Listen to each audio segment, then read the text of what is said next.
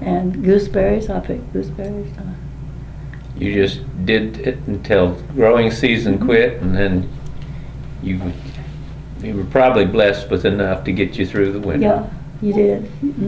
And then if we killed a beef or something, well, we didn't have a deep freeze, so do you remember Bill Kehoe that had a locker plant? Oh, yeah. Right yeah. across the street. So I'd take my stuff up there and we put it in a locker and put our meat and stuff in that. Oh, that's the way that used Yeah, to work. it- I didn't know that. It worked real well. But then, of course, finally we got a deep freeze, so anyway. Well, I know you like to bake too. You haven't mentioned a thing about pies. You like to make pies, don't Oh, you? yeah. Yeah, You have to do a few of those every time the kids come? well, let's see, what was it? I guess it's been cake the last time or two, besides, I make that Charlie Brown stuff. They eat it. And, but we've had so many birthdays that I've had to have a cake ever. And then Angie told me the other day, the 19th, at her house, we're having another birthday. Well, I've got another cake. 40 or 50 members of the family, it's hard to get away from a birthday every now and then. Yeah, it is. I always ask for a pie on my birthday. Well, that's good too. That's good too. I'll bet she's a good pie maker. Oh, yeah. She's taught me how to make one too. Has she? Yeah, I'm not as good as her, but she tried to teach me. And you were able to teach all of your girls how to sew and cook, and Well, was some of them better than others, or? well, I'll tell you what, Sue was out with her dad an awful lot. But she can sew and cook too, but she was out with James an awful lot. Then the other girls were too. But They knew how to do everything by the yeah, time they knew how to do things. So, yeah. Tell me about the day that the last one left. How sorrowful were you then? Did you have empty nest syndrome? Had I told you that before? No.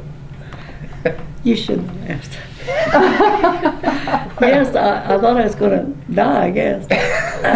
One day, James come in the house and I was painting. I was probably standing on the table or something. I was painting the wall and I was crying. He says, "What is wrong?" I said, "Vicky's left home. I don't have no kids. I just," it was awful. Your life changed radically. It changed. I mean, from having a house full of kids to, because even with her at home, we still had kids. So It's a big change. it was a big change for me.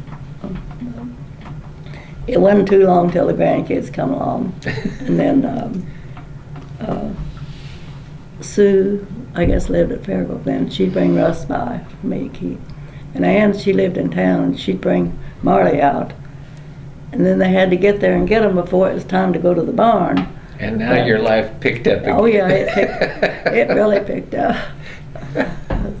And you got to teach some of your grandkids about milking cows and Oh yes. doing farm work. Russ and Jeff lived with us an awful lot of the time. Yeah. Russ come every summer and lived with us. So it was just about like old So, times. yeah. Oh yeah. I got kids. Lisa's getting ready to have an empty house coming up. I am. And she's wondering what she'll do. I shouldn't have told you that. Yeah, I should have go home. Betty had a problem with it. Yeah, we just Did you deal have with fun? it. Oh, yeah. Yeah. You have them for, I told Dan, it's like studying for a test for 18 years. Then you have a 10-minute pop test and it's over. They just out the door. Well, I tell you, but then look at all these kids I've Yeah. got. And sitting it around isn't here. over. But you think that when they walk out that Oh, door. yeah. Anyway, I just love kids. Yeah.